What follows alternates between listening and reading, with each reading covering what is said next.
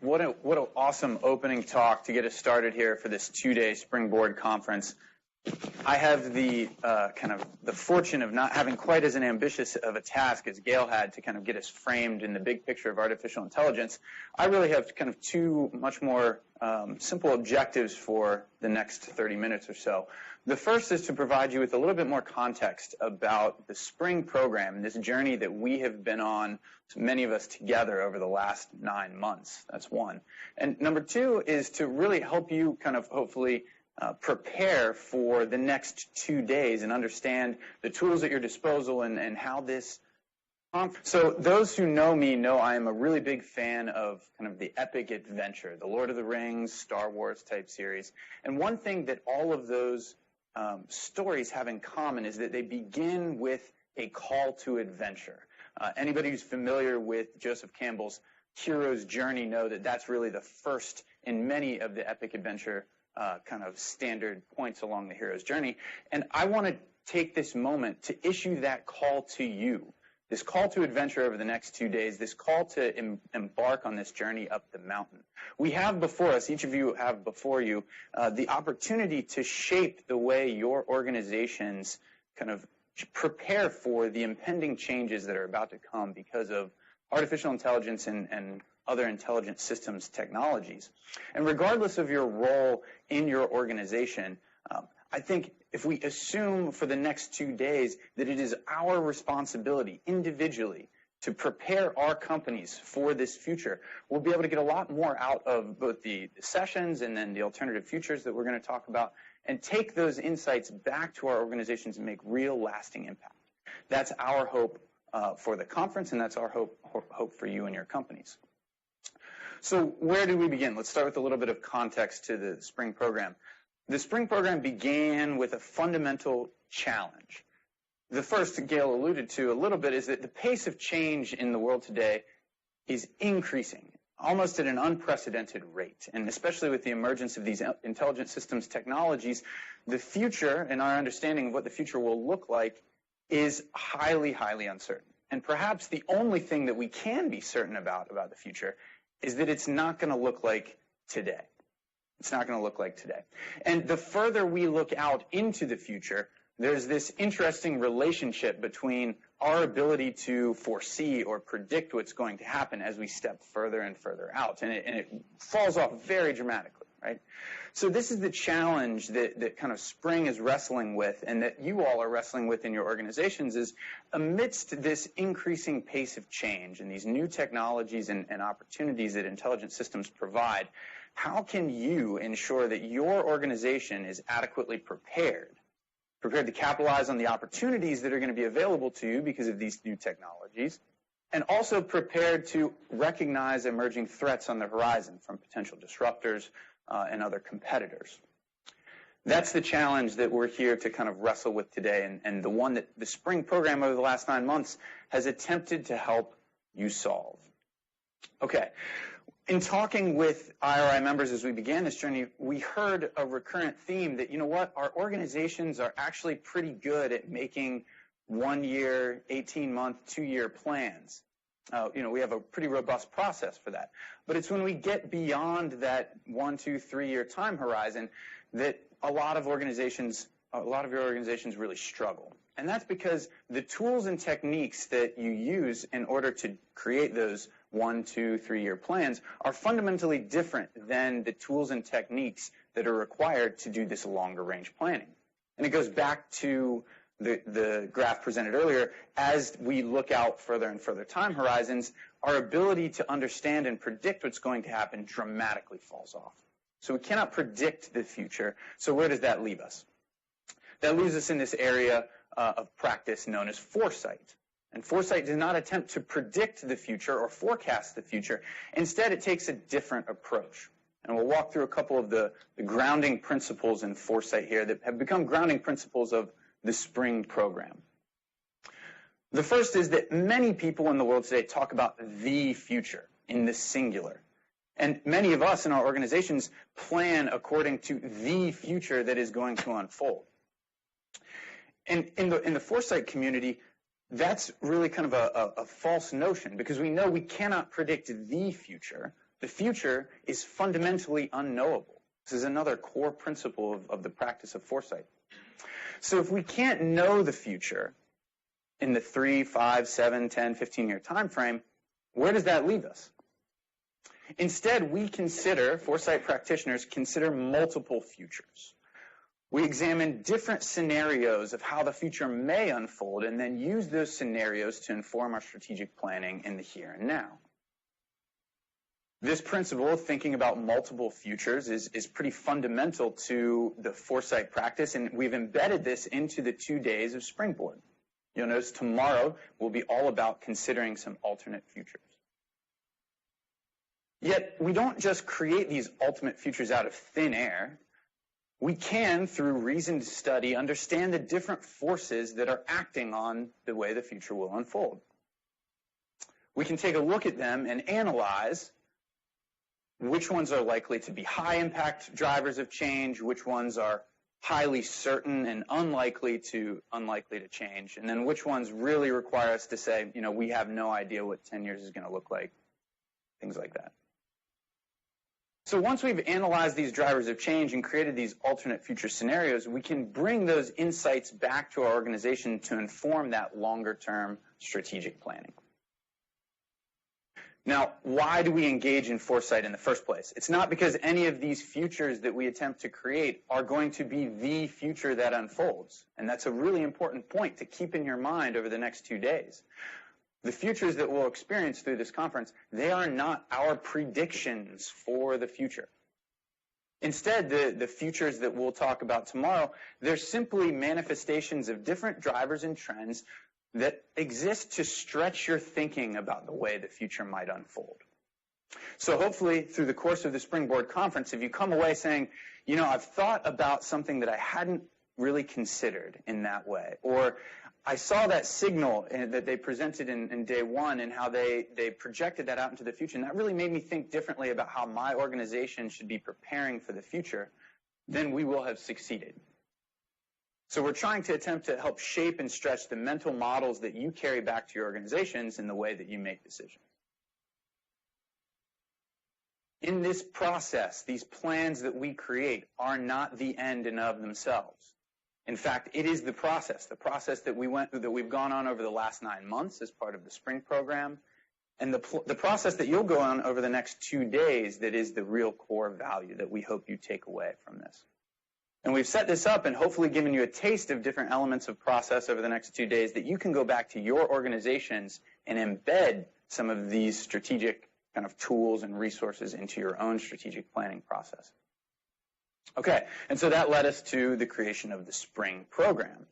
The Spring Foresight process employs Foresight best practices, and over the last 9 months, we've gone through a series of kind of systematic phases with Spring. We started in the very beginning, back in January and February, framing the topic of exploration. We took insights from and input from IRI members as we selected the topic of intelligent systems and set the bounds of what our foresight exploration was going to be about. This is really important, and in your organizations, as you embark on a foresight activity, it's important to set those contexts, set that framing at the very beginning, because we are not attempting to cover the future of the world over the next 2 days. Instead, we've narrowed our focus to explore the future of intelligent systems. Then, over the course of several months, we went through an exploration phase. We looked broadly and talked to many experts to identify signals of change and understand what are the driving forces that are going to shape the way that the future may unfold. Many of you may have participated in some of that exploration phase through the Thought Leader webinars that we've put on, the learning modules that we've created over the last 9 months, all in an attempt to bring you along this journey, this learning journey, with us. Next, in July through October here, we used those insights about the drivers of change that are shaping the future to create these alternate visions of what the next 10 years might look like. And we created those alternate visions specifically to present here at the conference and immerse you in so that you can take those insights back to your organization. Then this last step, this is the step that we cannot do. This is where we turn the reins over to you, because the planning and action part requires your involvement. So over the course of the next 2 days, we've designed this event so that you can create a plan for how you're going to take the insights from Springboard back to your organization. You'll notice that, and I mentioned we had kind of interviews along the way, learning modules, some of which you can see floating about out in the lobby, and working sessions where we created these futures, all leading up to this Springboard conference. This conference is a condensed version of that entire Foresight process. So today we've already kind of heard some framing from Gail. Over the next few hours, we'll go through kind of the orienting and scanning part of the Foresight process to hear from thought leaders, go visit exhibitors, and really identify what are the drivers of change that we're hearing about that are going to most significantly impact our company. Tomorrow we'll move to the envision step, and at the end of the conference and post-conference, that's where you can take the insights back. Okay, so we have some great speakers lined up for day one and day two. One of the key resources that we've created is this intelligence, or this Springboard workbook, and I encourage you to check the workbook for some of the upcoming talks. Okay, with this, we're going to shift from kind of the context piece to the framing piece for the exploration you're about to undergo. We heard from Gail that this dichotomy, there's an important distinction between artificial intelligence and some other buzzwords that many of you are familiar with, deep learning, machine learning. And in our exploration, it was very helpful to kind of put those terms in context and figure out how are they related to the concept of intelligent systems. So we start with artificial intelligence, and Gail did a great job of kind of defining what that was for us. Machine learning is just one subset, one type of learning algorithm under the broader umbrella of artificial intelligence. And within machine learning, many of you have heard of deep learning. That's even more specific subset or class of algorithms within the broader context of machine learning. With Springboard and through the Spring program, we've taken an even broader look at what intelligent systems are, and we've said not only does it include the software and the learning algorithms, but we also want to know what are the advances and drivers of change in things like the sensing platforms, the networking systems, the robotics technologies that allow us to take these intelligence, machine learning, and deep learning algorithms and apply them to a specific problem that we want to solve for our organization. So once we package up both the hardware and the software and apply it to a specific problem, that is our concept of an intelligent system. And as Gail alluded to, keeping up with what's going on in the world of intelligent systems is incredibly difficult. We see headlines all the time about transformations that are happening as AI challenges solve new games, or as quantum computing kind of technologies emerge. And what's that going to do to the field of intelligent systems? There's applications to consider. There's international competition and new companies emerging. There's ethical considerations that we have to think about. It's really enough to make your head spin with all of the different factors and facets of this complicated landscape that we need to keep and pay attention to. So how is it that amidst all of these headlines, from regulations to threats to opportunities and business models, that we can make sense of the wealth of information that's out there in the world?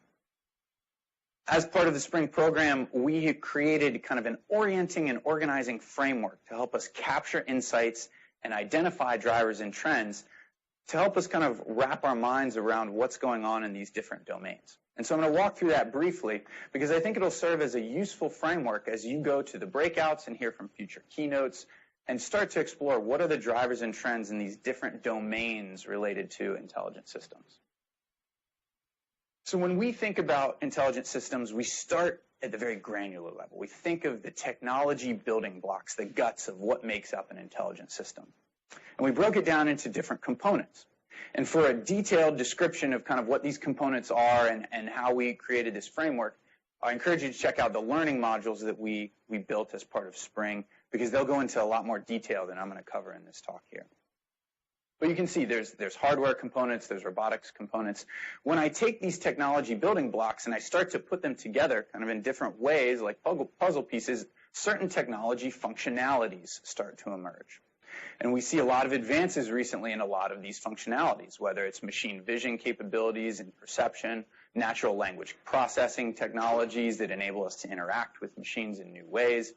We heard about the multi-agent systems where robots are starting to collaborate on tasks. All of these functionalities represent kind of the starting point for thinking about applications, which is the next step. How are we going to take these technologies, these intelligent systems, and apply them to specific problems? And when we think about applications as part of Spring, we really think about them in 4 ways. And I think this is a useful framework here to explain how we think about applications. On the y-axis here, we first want to start with what is it that we're trying to do with an intelligent system? Are we trying to accomplish a task, or are we trying to make a decision? And then the next useful kind of consideration is, are we talking about humans and machines working together as an application, or are we trying to turn the power over completely to the machines? And that provides us with kind of our 4 categories of exploring different applications and what's going on in each of them. Once we expand beyond applications, we can start to look at the things that are happening in the intelligent systems ecosystem more broadly. So what's going on in the investment community? Which organizations are working on this? What's DARPA doing? How are the venture investment community, how's that impacting kind of the way these technologies emerge and develop? And there's a lot of interesting and insightful things that we can glean about the potential future of these technologies by paying attention to what's going on in the ecosystem. Now, all of these layers that we've talked about so far, all kind of are very specifically focused on intelligent systems. But the world of intelligent systems is not the only thing that we need to consider when exploring how these technologies are going to evolve, because we know that there are broader forces that are going to shape the world and therefore shape the development of these systems. So we use the common STEEP framework to explore some of these macro level forces. There are social forces, there's our consumers' attitudes toward privacy, which are going to impact development of intelligent systems. There's certainly technological forces, not necessarily within intelligent systems, but maybe some adjacent technologies that could intersect with this field in interesting ways. We've already heard about some of the ethical implications that we're going to have to think about and legal implications. And then, even the political landscape and the regulatory landscape is going to shape the way that these systems evolve and what future is going to unfold. So with this as a mental model, hopefully we can go throughout the day listening to the speakers that are going to take the stage and in the breakouts and think, as I'm hearing about a driver of change, where does that fit? Are they talking about some of the fundamental technologies and the way that could shape the future? Or are they talking about perhaps some broader societal implications and how that's going to kind of play out? I encourage you over the course of the next 2 days to listen to and pay attention to those drivers that you think are specifically going to have an outsized impact on your organization. There's going to be a lot of them that we talk about over the next 2 days. And sorting through which ones are most impactful for you versus perhaps the context of another organization is one of your roles, important roles on this journey. Okay, so we've created kind of a guidebook to help you through the next 2 days, this workbook. In this workbook, there's a space to take notes on all of the speakers and all of the breakouts, and you'll notice that under that space for notes, there's a key question at the bottom, a little synthesis. What are the drivers of change that you have identified or emerged through that talk?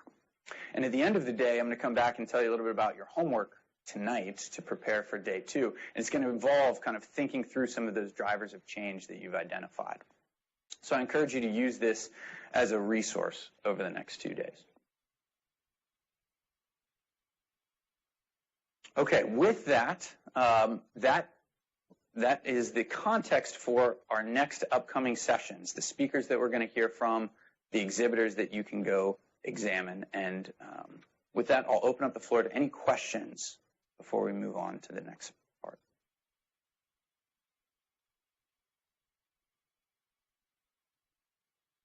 Excellent. Well, you have your charge. At this point, we'll go ahead and dismiss for a break. There should be some snacks out in the main room. And when we come back, we'll start this journey. We'll hear from Martin Fleming from IBM, who's coming up.